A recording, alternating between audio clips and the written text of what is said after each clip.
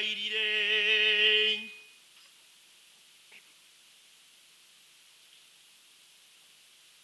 Ayi Katonda gwe yawoluserwa abantu ekkola eri obulamu obutaggwaawo olw'okuzaala kwa Mariya omubeererevu so nga asigadde embeerera, tukwegayiridde tuwe tutegeere muli nti Mariya atusabira oyo mwe twafuluma okufuna omulokozi w'obulamu, omwana we wawangaana alamulamu naawe ne mwoyo omutuukirivu emirembe n'emirembe.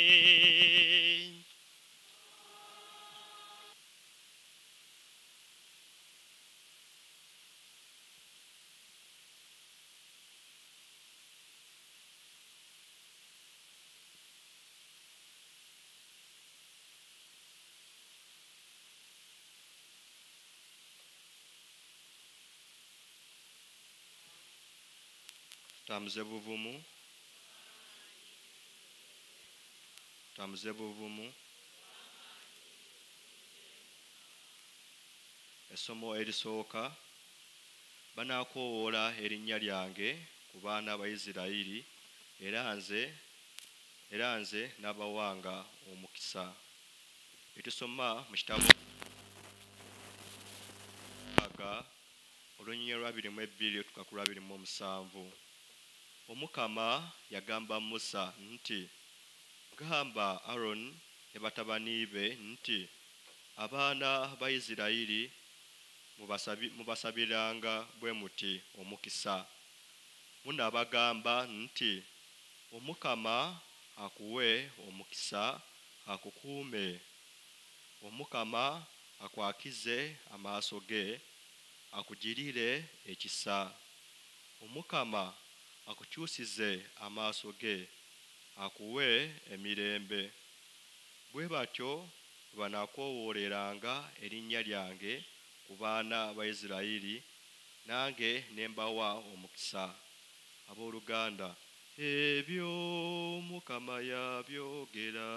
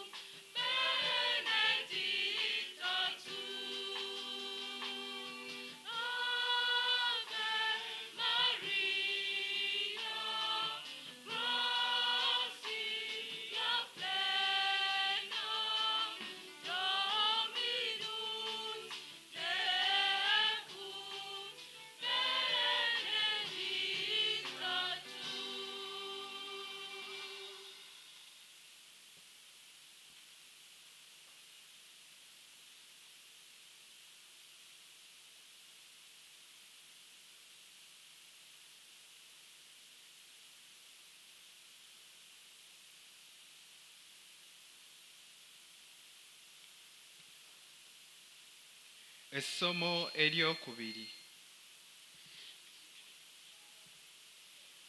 Katonda yatuma omwana we omukazi n'amuzaala. Bye tusoma mu bbaluwa Pawulo omutume gye yawandiikira ab'e Galasiya, omutwe ogwokuna, olunnyo olwokuna okutuuka ku lw'omusanvu. Abooluganda, obudde bwe bwatuuka, Katonda n'atuma omwana we, omukazi n'amuzaala, alyoke akole abo etteeka be lyakwata, tufuuke abaana abeebonanye, kubanga nno muli abaana Katonda kyeyava asindika mwoyo w'omwana we mu mitima gyammwe. Akoowoola nti, Abba, Kitange. Awo nno tokyali muddu, wabula mwana. Ate kuba oli omwana, oli na wa mukisa wa Katonda. Ebyo Omukama yabyogera. Abooluganda n'essanyu eringi tuyimirire okwaniriza amawulire ag'essanyu.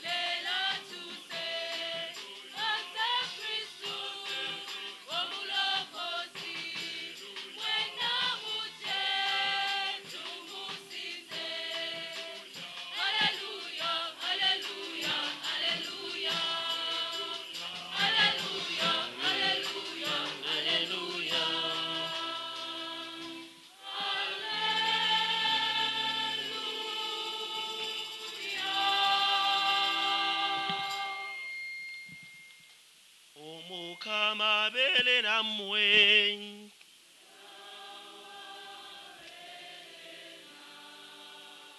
Ebigambo ebivanjiri ya Mukama waffe Yesu Kristo ebivudde mu Luka.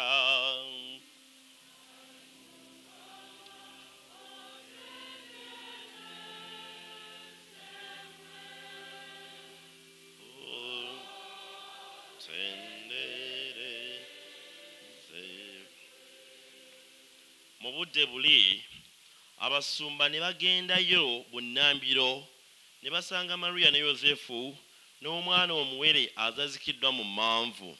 Bwe baalaba ne bategeera ekigambo kye baabuuliddwa ku mwana oyo, na bonna abaawulira beewuunya olw'ebyo abasumba bye baabanyumizanga. Mariya ye ebigambo ebyo yabitereka ng'abirowoozalowooza mu mwoyo gwe. Awo abasumba ne baddayo nga bagulumiza Katonda ate nga bamutendereza olw'ebyo byonna bye baalaba ne bye baawulira nga bwe byabagambibwa. Ebigambo by'evvanjiri ero bikomye wano.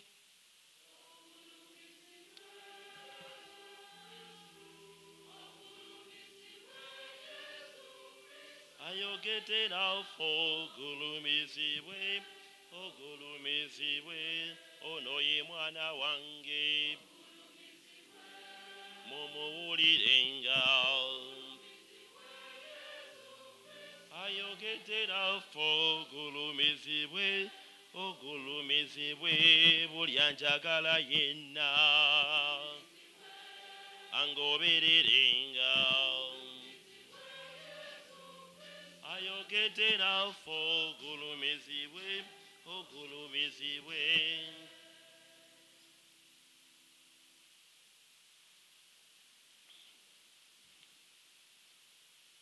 The Lord is good, and all the time.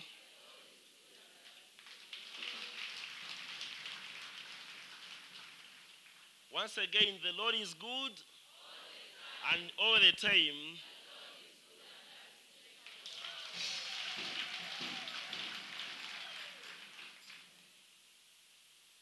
Mu Luganda tulina olugero olugamba nti ekikwanguyira naawe okyanguyira. Empogola we yeesusiza w'otandikira. Abakwaya bano batugambye Yesu azaaliddwa leero atuuse. Mujje mwenna tukole ki? Tumusinze. N'emirundi egisinga Abakatulika ebintu ebisinga twogera byogere. Tubanga abali mu kunyumyanyumyamu okusaagirira. Abanga abakwaya Yesu akoze ki? Leero akoze ki? Mujje tukole ki? Mujje tumusinze. Mu ngeri y'enjawulo Yesu oyo atuzaaliddwa nnyina amuzaala olwayitukuza olunaku lwe olwa Maria nnyina Katonda. Mary, Mother of God. We are all invited to praise the Lord for his choice of the Blessed Virgin Mary to be her mother. To be her mother. Nazi kuno mu Buganda omuntu bwe yeegwanyizanga obwami ayinza n'okuba yamanyanga omuntu asobola okuweereza obulungi. Kiyinza okuba mu ssaza lya Ssaabasajja oba mu kyalo kyo oba wonna wonna. Okwanguwa yalabanga Namasole, the Queen Mother. N'alyoka amubbirako, maama badde nsaba mu kyalo gindi mu ssaza gindi waliyo omwami kulazi kulabe. Singa tunambuwa obukulembeze bwe buti ajja kuyambako Obuganda n'abantu bo. Ssaabasajja Namasole agamba maama we, Ssaabasajja yawulirizanga nnyo nnyina era amuwuliriza. Era emirundi egyasinganga abantu abo beeriranga obwami ate ne baweereza bulungi. Nekifaanaganako n'ekiri mu Bayibuli ekyamagero ekibereberye, the very first miracle when Jesus was demonstrating himself or presenting himself for public work. The very first miracle, what was it? The turning of water into wine. Katikiro bwemukola agenda okulanga omwenge guweddewo, embaga efa. Embaga gekola ki? Baatuukirira ani? Maama Maria. Ne bamubulira ekizibu. Maama Maria n'aga mukole kyonna ky'anaaba akoze eki? Era bwe yagamba mutabani we Yesu teyakaŋŋantiramu, yakolanga maama bw'akoze eki? Abantu bangi muwoomerwa enswa naye ne mwerabirwa ekiswa mwe zaava, ne mwerabirwa ekiswa ekyazibiika. Yesu mulungi nnyo, Yesu mukulu nnyo, naye emirundi egisinga twerabira maama we. Singa tumanya nti Yesu Katonda ddala, ate bwe tudda ku Maria otugenda agamba nti Maria nnyinaani? Ke kayimba kali, Maria nnyina Katonda, tuyambe tuli baana bo, tusabire eri Katonda atuwe bye twetaaga. Ffe baganda ba Yesu mu kubatizibwa twafuuka baana be. Katonda n'atusindika ffe tube ki? Tube kizimbulukusa mu ki? Batisimu yatufuula baganda ba Yesu. Awo nno Maria takoma kubeera maama wa Yesu, naye naffe abeera maama waani? Awo nno maama w'ensi yonna. No wonder the song Abafrika fenna tukwewa tuyambenga gwe nnyaffe wa Afrika. Gwe nnyaffe waani? Olwayo olunaku lwe Maria nnyina Katonda. Tuwulidde mu ssomo ebbereberye Omukama yagamba Musa agamba Alooni ne batabani be abaana ba Isirayiri bonna n'abagamba bwe munaabanga mubasabirenga ebigambo bino nga mubaagaliza omukisa. Bannange leero, the very first day in the year today, we ought to pray for God's blessing. We ought to put all our plans in the Lord's hands. We ought to surrender ourselves to the Lord. Many times I hear you singing, I surrender, I surrender.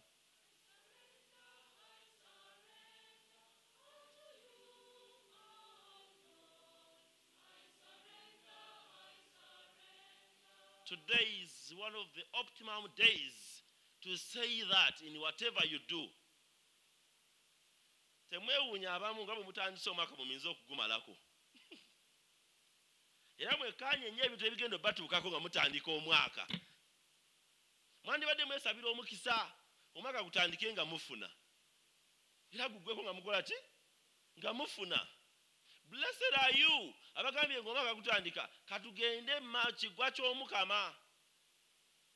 Nammwe mwenna yonna gye muli agamba nze leero omwaka ngutandika nina okugenda okukola ki? Okusoma. Weesabire mu kusoma kwo Omukama akuwa omukisa. Omwaka gugende okuggwako ng'olina ki?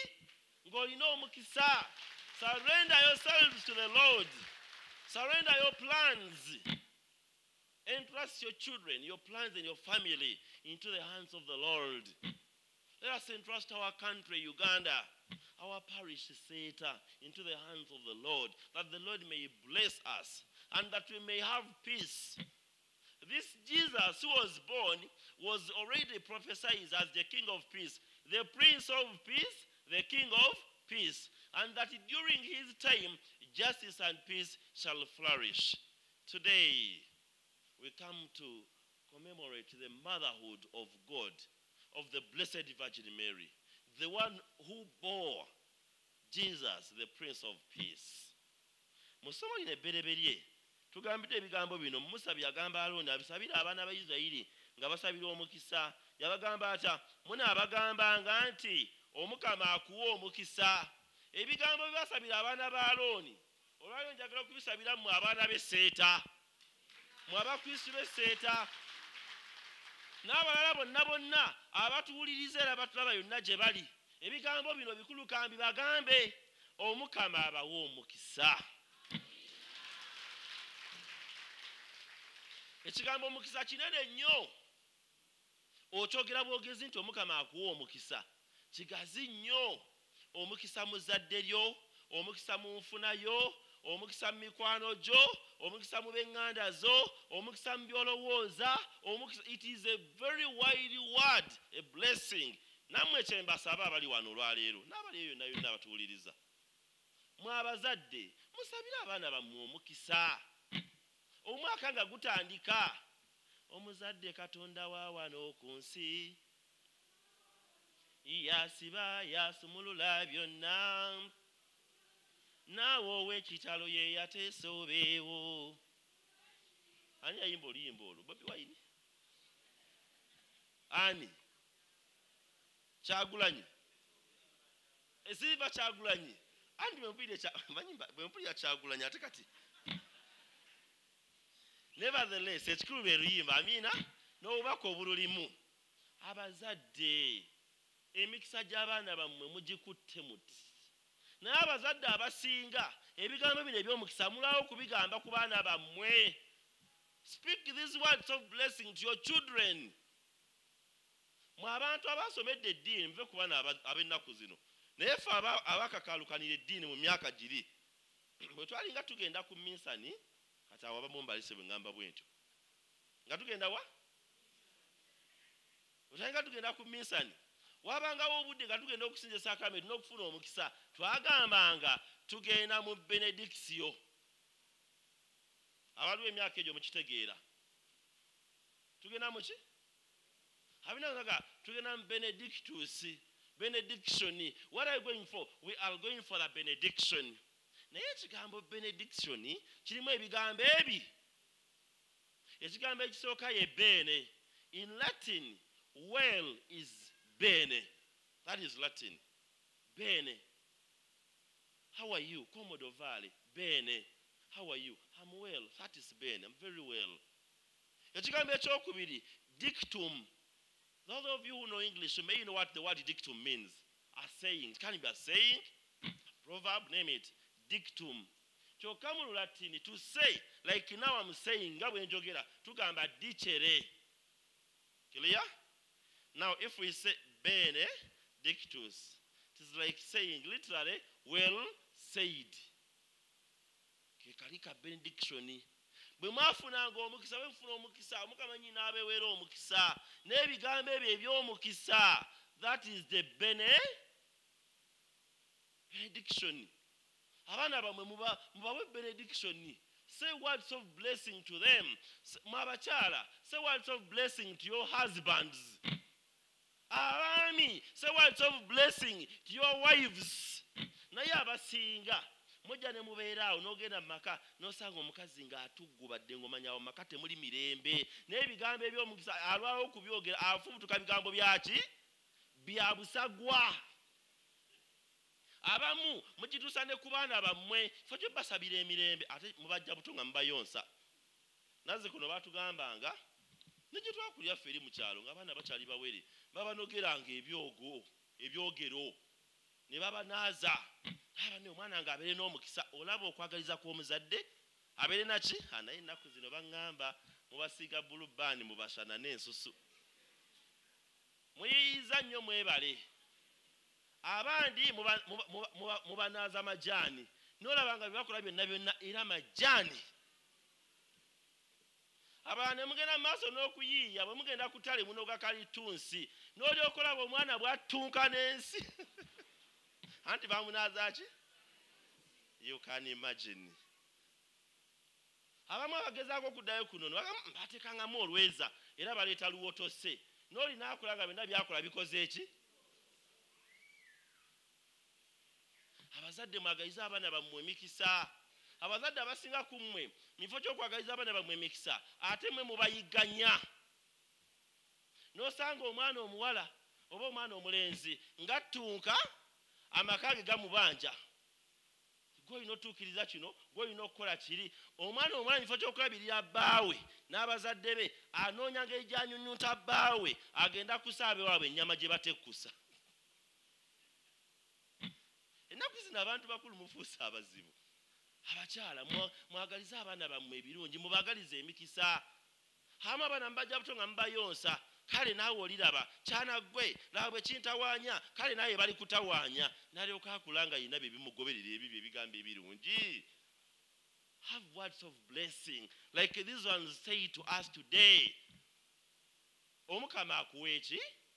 Omukama akuwa omukisa. Omukama ayinza okuwa omukisa. Waliwo abali olyomi abakulindiridde ogukubbako obudde bwonna. Ekiddako omukama akuwa omukisa akukuume.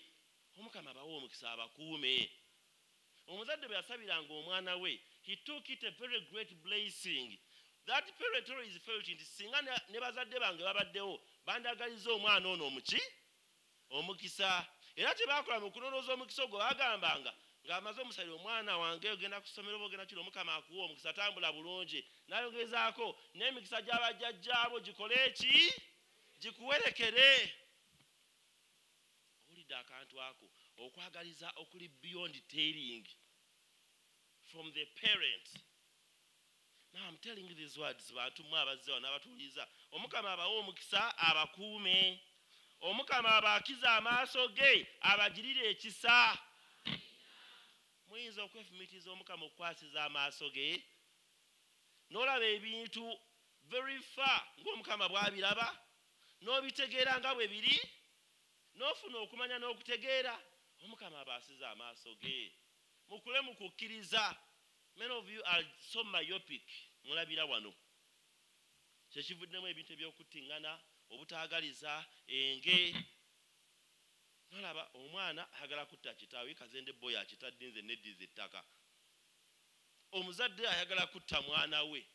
Byanfuna, you are so myopic. Mulabira wano kumpi. Mugiriye bannammwe ekisa. Amiina. Naye kirala omukama akyusize amaaso ge, abakyusiza amaaso ge, abawa emirembe.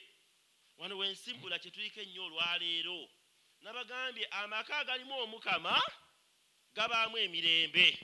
n'omutima gw'omuntu nga mulimu omukama mutima gwe mubeeramu ki. You can find someone so quiet and may think that that person is peaceful. Kumbe, inside that person, there is a tug of war, there is a very big conflict, there is a very big, when someone is quiet, that personal peace, interpersonal peace. Let us pray for ourselves that this Jesus Christ, the Son of God and God himself has born, may bring peace in our families, peace in our hearts, peace in our country, and peace everywhere. He is the Prince of Peace. N'ekisembayo olwaleero tukuza olunaku olwa Maria nnyina Katonda. Abagereki bali, the word mother of God was referred to as Theotokos. In Greek, God is Theo. Now Theotokos, Tokos, bearer, the bearer of God. Kyokka bakibuzaabuzanga n'ekigambo Christokos. There was another theologian called Nestorius who raised confused people that no, Mother Mary was simply a bearer of Christ, but not a bearer of God. You get the difference? Christokos, bearer of Christ. Theotokos, bearer of God. Now the argument went so high and far and quite confusing until Pope Theodosius.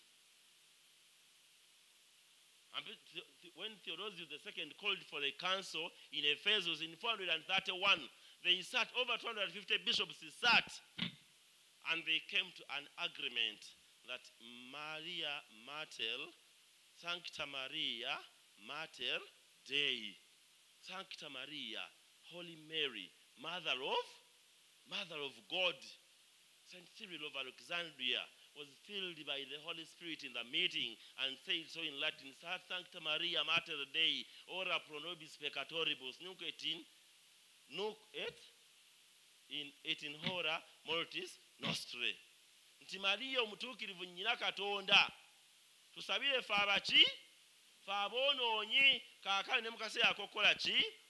And then the Pope said ex cathedra that Mary is really mother of God. Neje buli eno bwe tuba tusoma sapule ekitundu ekyokubiri ekya sapule, Maria nnyina Katonda, tusabire fe aboonoonyi, kaakano ne mu kaseera akokola ki. Kekalo ketukuza olwaleero Maria nnyina Katonda. Kali akatuntundu akabereberye kaveeri nga malayika amukyalidde. Wetugambye ati Angelus Domini Nunciavit Mariae, the angel of the Lord came unto Mary.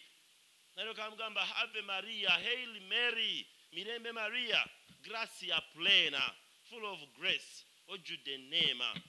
Benedicta tu in mulieribus, blessed are you among all women. Oli wa mukisa mu bakazi bonna. N'ekibala ky'olubuto lwo nayo kyaki? Et benedictus fructus ventris tui Iesus.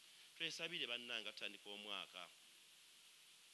Naffe Bikira Maria ffenna tutwate atuwembejje nga bwe yawembejje omwana Yesu, n'amutaasa n'amutayiza akabi konna, n'amukuza obulungi mu nnono y'Abayudaaya era ng'omuzadde omulungi. Naffe ffenna mu ekereziya nga bali nnyina Katonda, nga bali nnyina ekereziya, ffenna atukuze bulungi, atuwembejje. Emirembe egyo Kristo gy'aleeta nga Maria yamuzaala, ffenna gitutuukeko mu maka gaffe, wherever we are, at our places of work, in our country, in our parish, in our hearts, and everywhere. Let us have that peace. Amen.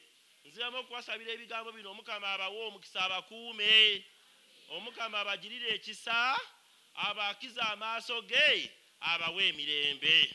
Omukama abeere nammwe.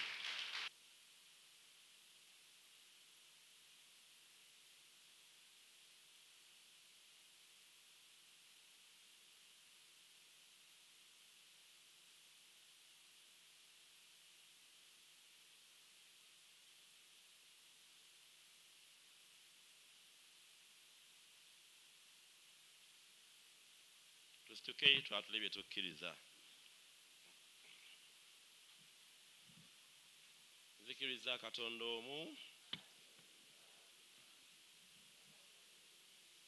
na byonna ebirabika n'ebitalabika.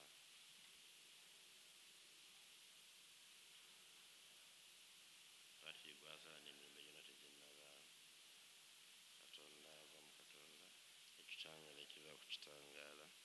katonda ddala ava ku katonda ddala ensalirwa buzaaliba yeteyatondewa yine epaati mubwa katonda bibamu ddala byonna mu byakolebwa.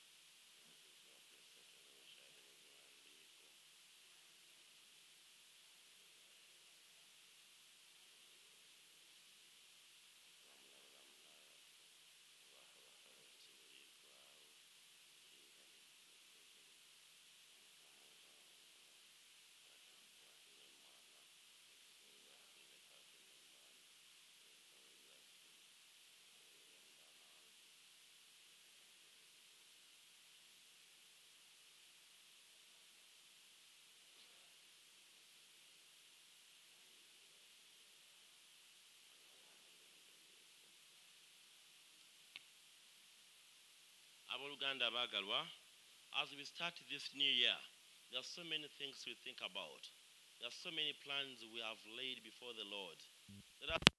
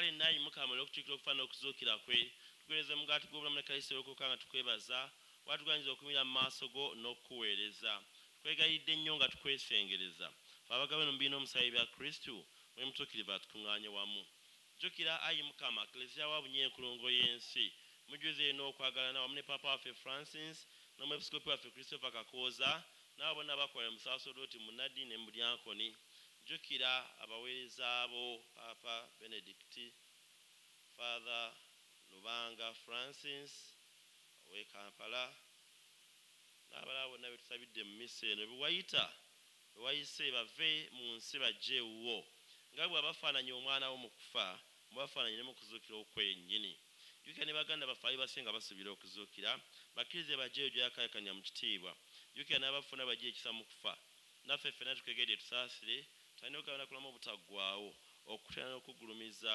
wamu ne mariyo mubeererivu omutuukirivu nnyina katonda yozefu omutuukirivu bba n'abatume abatuukirivu era n'abatuukirivu bonna abali basanyudde obwedda bonna nga luyita mu mwana wo yesu kristo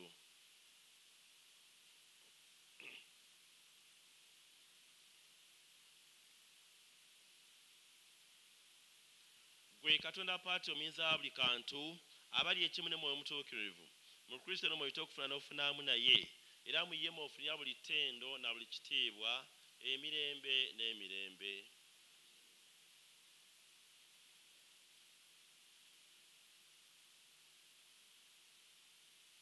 essaala lwe lutindo lukulu olutuyunga ne katonda waffe ate era nga tusomedde wamu era tusobola okubeera awamu mu mirembe egyo gye twesabira olwaleero era kristo gy'aleeta tusabe mu bigambo mukama waffe era mulokozi waffe byatuyigiriza mu ssaala nga lugamba nti kitaffe ali mu ggulu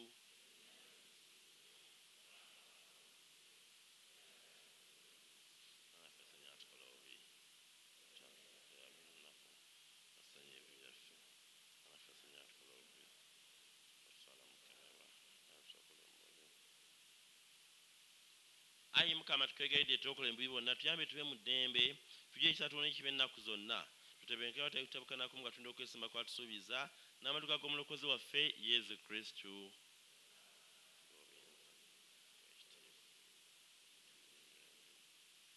ayi mukama yesu kristu ge yagamba abatume bo nti mbalekedde emirembe mbadde emirembe gyange totunulira ebibi byaffe n'amaaso gazze ku kukkiriza ku ekleziyawo kkiriza okuma emirembe n'okusa ekimu nga bw'oyagala gwe awangala n'olamula emirembe n'emirembe eddembe ly'omukama libeere nammwe ennaku zonna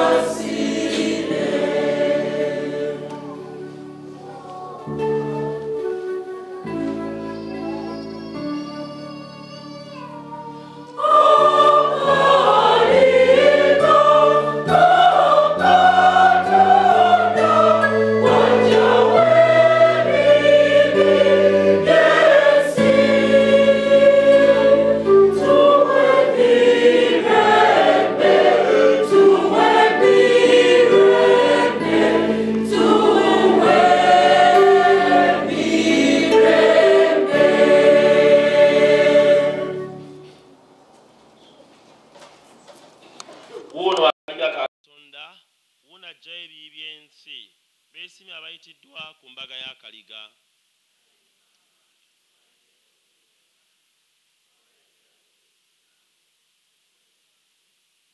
Omubiina omusaayi bya Kristo bitukume bituuse mulamu obutaggwaawo.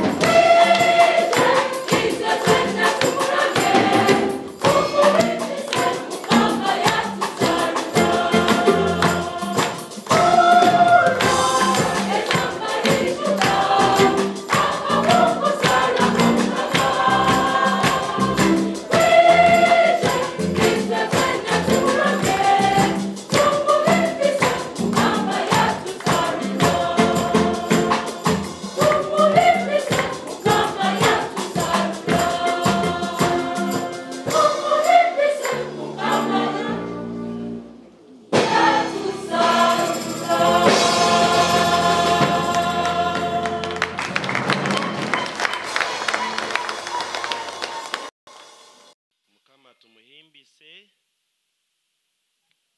yatuzaalirwa tusime mukama kandi tumuramye tuzituke twebaza omukama.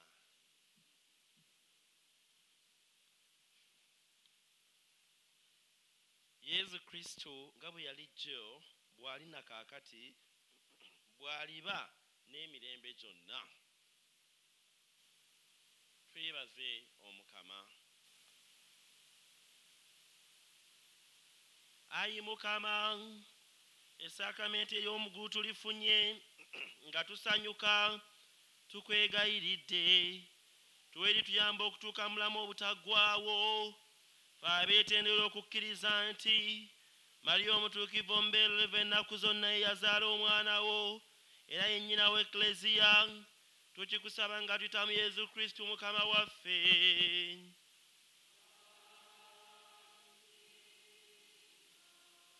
Mwebale nnyo okujja okutendereza omukama ku lunaku luno olusooka mu mwaka. Mwebale nnyo, mwebalire ddala.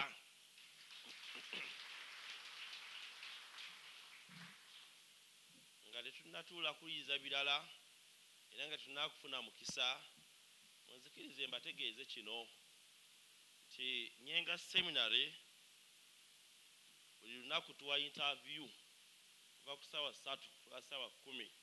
Muleete abaana abaagala okusoma obusaaserodooti amaze P7 ne senior 4.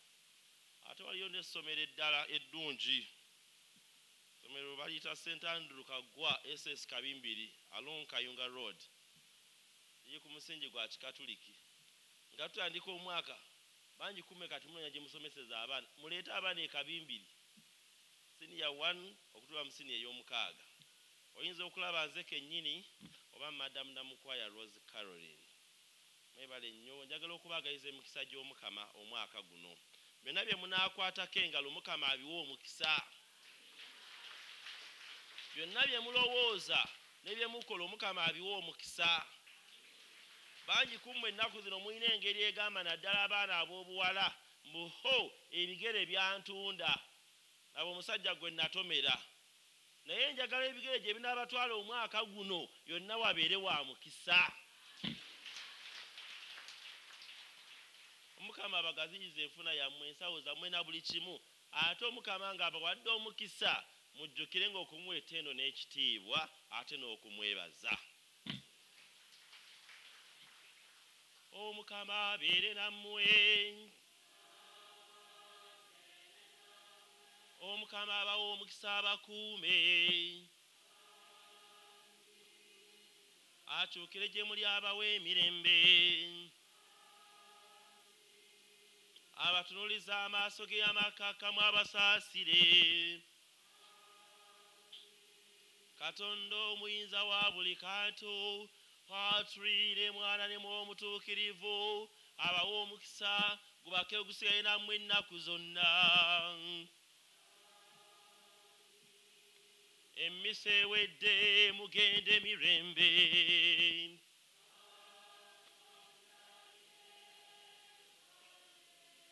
Mutuuleeko.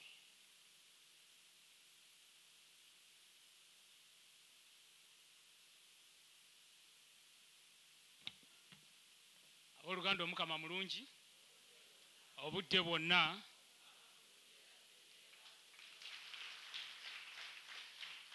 Kale muneegatteko twebaze Reverend Father Gerald Tebandeke atukulembedde obulungi olwaleero ku lunaku olusooka omwaka.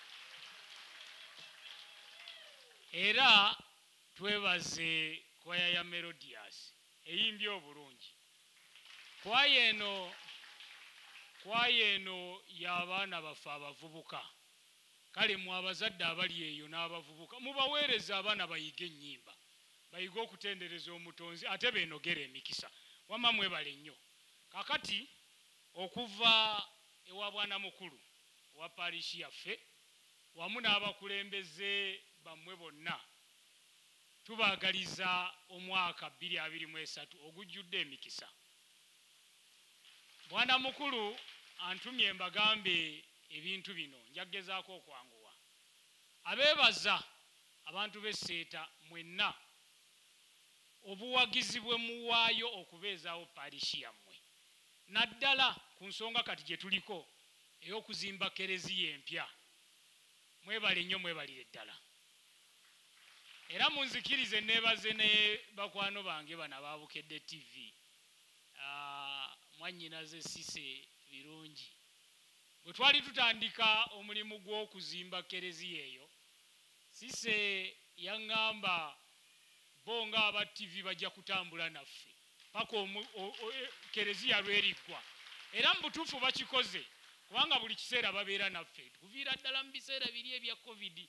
Kale bwana mukulu asiima Bukedde TV omukwano gwetulaga n'abantu ba Katonda bonna abali eyo. Kakati omwaka guno 2023 tulowooza bwe tuti bwe twateesezza ne bwana mukulu n'abakulembeze abalala. Okuva kati paka ku mwezi gw'okusatu tujja kgenda mu maaso n'omulimu gw'okusereka kereziya, kubanga gwo gwe tuliko kati ogw'okusereka. Tulowooza bwe tunaatuukira ku mazuukira ga Mukama waffe Yesu Kristo mu Gwokuna, ate tutandike omutendera gw'amadirisa n'enzigi ogw'okuggala. Ekyo nno tusuubira kiyinza otutwalira emyezi egiriddako nga5 paka mu mwezi gw'Omwenda nga tuyise ku lunaku lw'ekifo. Bwe tunaava ku ekyo tusaba omutonzi atusobozese, ng'ate tukakasa ajja tusobozesa. Bwe tunaatuukira ku mazaalibwa g'omwaka guno nga kereziya tugitaddemu siiringi. Tubadde nno twogera ebigambo bino Januari wa 2022 we twali mujjukirawo, era ne twogera ebigambo nti Desemba wanaatuukira aidha tulibeera tusereka oba tujja kubeera mu lugendo lw'okusereka. Omukama yatusobozesa. Kale tumwebaza, tumusaba nti n'ebyo bye tuteeseteese atusobozese. Engeri gye tunaasondamu ssente tujja kuba tubalambika ng'era omwaka bwe gutambula. Omukama nga bw'anaaba atuweerezza mwoyo we. Naye waliwo ebitajja kudda. Okugeza mwaka oguyise twabasaba ssente z'empagi, katwale tubasaba ez'emirabba. Ebyo tebijja kubeerawo omwaka ogujja, kubanga empagi twazifuna n'emirabba mwagituwa. Mwebale nnyo. Ekitagenda kukyuka ku ebyo ebipya bye tunaabanjulira, akabbo ka buli Sande kajja kubeerawo. Ekyokubiri ekitagenda kukyuka ye Development Sunday yaffe ey'okubiri buli mwezi. Tithe naye tajja kukyuka kubanga tteeka lya Mukama. Era olwaleero Sunday ya tithe wano mu parish, nkakasa buli omu afunye ebbaasa ye. Atafunye wanika omukono ba asha bano bakutuukeko. Ffenna tufunye. Father Tebandeke aliwo ku lw'ekereziya, ajja kujja afune ekimu kya 10. Mukadde mukyala Jimei Catherine ajja tukwatira akabbo k'abaami k'abakyala, apologies, ne mwami Kenneth akiri atukwatira ak'abaami. Abo mbalonze lwa nsonga bakulembeze bakwano bange, ate mu butuufu basaanidde emikisa gya Mukama. Kale kwaya yejja tuwa oluyimba nga bwe bajja. Ebbaasa za tithe tuzisse mu box. Waliwo ebbaasa ze mwatwala enjeru ezabadde zirina okukomawo jjo ekawungeezi, naye nkimanyi ti abamu temwasomye kiro, nazo muzireete muzisse mu eno box. Basekretary bajja zisootingamu era babaweereza obubaka. Kale tutandike. Tosigala ng'otudde, tandika omwaka ng'oddiza Omukama.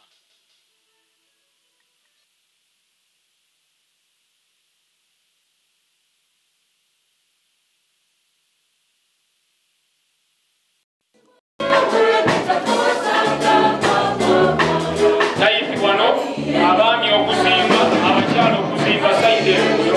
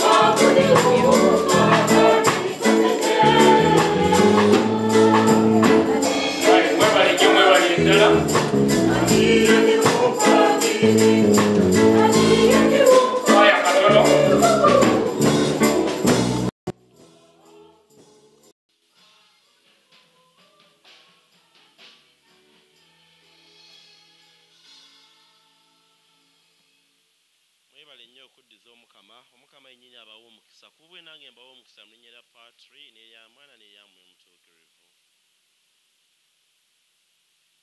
kale tweyanziza Father.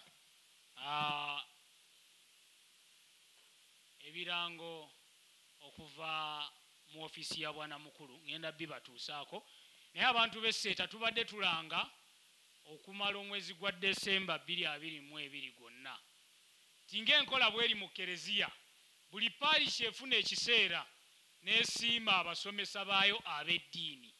Kakati ffe esseeta twateekateeka nti nga lumu omwaka guno tujja kusiima abasomesa baffe olw'emirimu gye bakola. Bannange njagala olowooze naddala ggwe muzadde munnange, olunaku lwe wakwata omwana wo n'omutwala ew'omusomesa ng'omusaba abatizibwe. Lowooza olunaku lwe wakwata omwana wo omutwalire omusomesa amuwandiika amusomese afune komini eseeka.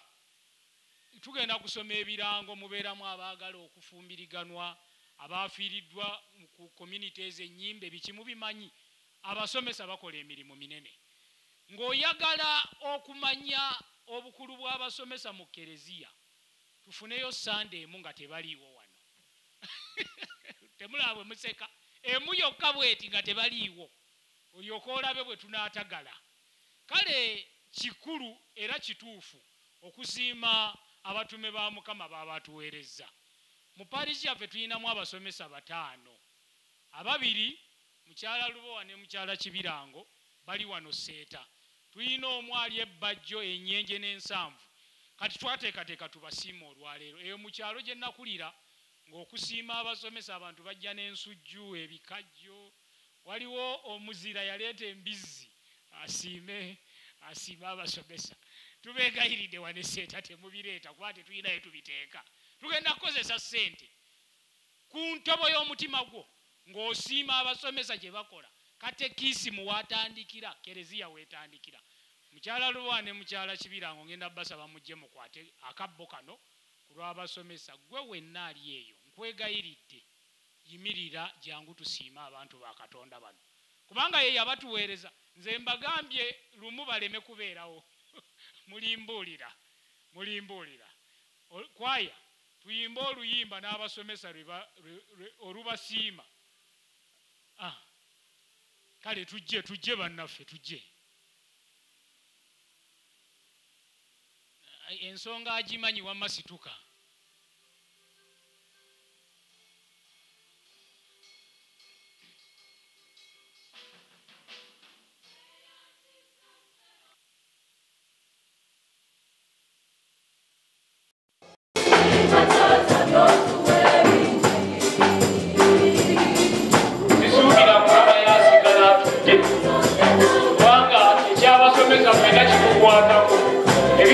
No hizo mire.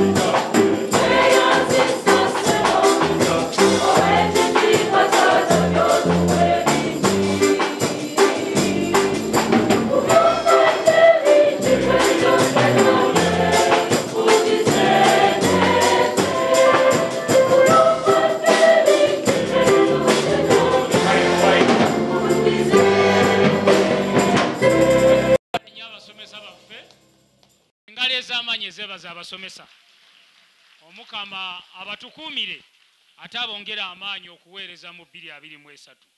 Naffe tujja kubeerawo tubawagire.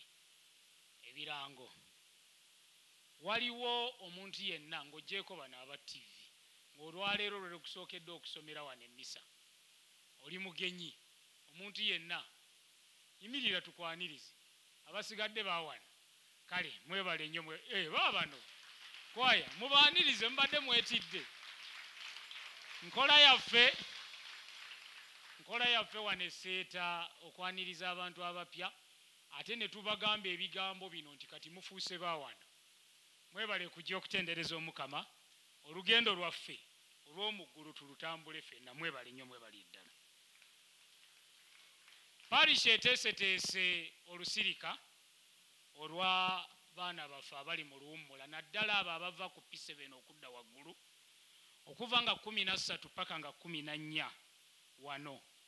Abazadde mwenna musabibwa buli mwana omusasulira $2.5 nga bukyali olw'okuteekateeka olusirika olwo. Wajja kubeerawo abasomesa ab'enjawulo mwana mukulu bagenda okuleeta okuva mu bitundu eby'enjawulo. Kale omuzadde kiyamba gwe omwana wo okujja mu lusirika olwo. Sande wedde mwatona bwe tuti mise ey'ekiro nga 24 $32,800 akabba ak'okuzimba $27,300 ate ku Christmas emisa esooka $1,200,000 emisa ey'okubiri $69,000 ey'okusatu $62,000 ate ey'ekawungeezi $80,300. mwebale nnyo mwebalire ddala. Era abakristu mwawa ekirabo kya Noweri mwakomyawo ebbaasa za Noweri zaavaamu $1,773,000. Omukama abaddizeewo ku Boxing Day mu misa ey'okubatiza mwawe $36,300 mu birabo ate akabbo k'okuzimba $28,000. Abagole omwami Agure Turahikayo ow'ekigunga mutabani wa mwami Christopher Rutemba ne mukyala Jane Babirye ow'ekinoobe ayagala okufumbiriganwa ne Christine Katusiime naye ow'ekigunga muwala w'omugenzi Ponsiano Byabagambi ne mukyala Adiodanta Kitalikwenda owe Lwabirundo bajja kufumbiriganwa nga 28 omwezi guno ku kigwa ky'abajulize Namugongo. Oyo yenna ayina ensonga eyinza okuloberwa bano okugattibwa bwana mukulu akugambye tuukirira abakulu nga bukyali. Stella Maris Boarding Primary School Nsuuba essomero ly'abawala headmistress abategeeza nti okuwandiika abaana kugenda mu maaso era wajja kubeerayo interview nga 9 omwezi guno okutandika ku ssaawa 3 paka ku ssaawa 8. Bw'oba tosobola kugenda ku ssomero omwana oyinza omutwala mu bifo wano wammanga ku Christ the King Church e Kampala, ku St Paul Church e Mukono oba ku St Kizito Primary School e Lugazi. Ebyetaagibwa ng'otwala omwana $5,000 egy'okumuwandiisa, obufaananyi 3 obw'omwana, photocopy ya birth certificate ndagamuntu y'omuzadde wamu ne report ey'essomero gy'ava. Bagambye essomero ly'abaana bawala temutwalayo abalenzi, 2 byokka ebisembayo. Mwebala abaakomyawo obutabo bw'omulabba ku Christmas, naye tukimanyi nti abamu ku mmwe mwali mutambudde temwali wano, kale obutabo mukyabuyina.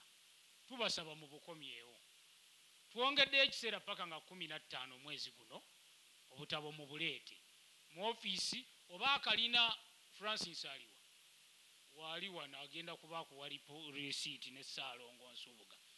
Ekisemberayo ddala parishi yatukolera kalenda zino.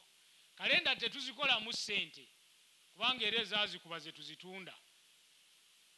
Beera ne kalenda eno mu nnyumba yo omwaka ogubenga ogugoberera ne programu zonna eza parishi ya $1,000 mwami Ssennyonga Alex yagitunda wali.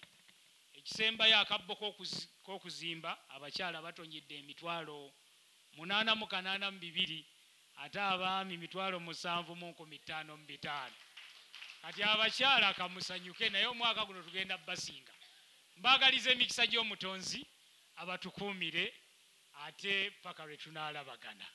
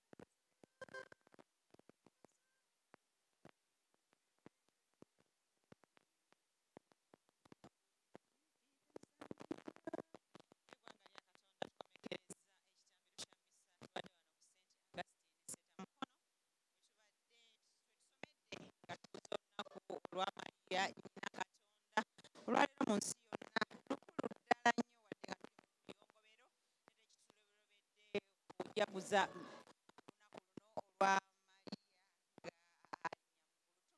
Tumanyi bulungi nti maama Biikira Maaliya omuzadde yenna omukyala w'abeera wa muwendo nnyo bwekityo ne maama Biikira Maaliya kyova olaba nga wa muwendo nnyo ng'era olunaku olwaleero tutandise naye nga tufuna emikisa egy'omwaka omulamba z'Omukama nno atukongozze okutuyisa mu bizibu byonna bye tusanze eri yonna gye tuvudde mu myaka giri omubadde endwadde enjala ebizibu ebya buli kika naye mu byonna Omukama atubeereddewo era abadde wamu naffe tumwebaza nnyo. Tebandeke Gerard yatukulembeddemu ekitambiro kya mmisa wano ku St. Augustine Seeta Mukono. Mwebale nnyo mwebalire ddala tubaagaliza emikisa gya Katonda tubaagaliza obulamu obulungi mu mwaka guno gwe tutandise 2023 ate ne tusaasira bonna abafunidde ebizibu naddala tusaasira Kereziya Katolika olw'okuviirwako omulangira w'Ekereziya Papa Benedicto ow'e16 kitalo nnyo kitalo ddala era enteekateeka zonna ez'okuziika omulangira w'Ekereziya tugenda kubeera nga tusaako wano Bukedde TV beera ku lutimbe tusaasidde nnyo Kereziya Katolika tusaasidde nnyo omulangira w'Ekereziya Kalidinaali Wamala abasaaserodooti banaddiini n'abakristu bonna mu nsi yonna tubasaasidde nnyo tusaba Omukama abagumye tusaba Omukama emyoyo gy'abagenzi naddala bafudde nga tukomeekereza omwaka guno Omukama agiwa ekiwummulo eky'emirembe.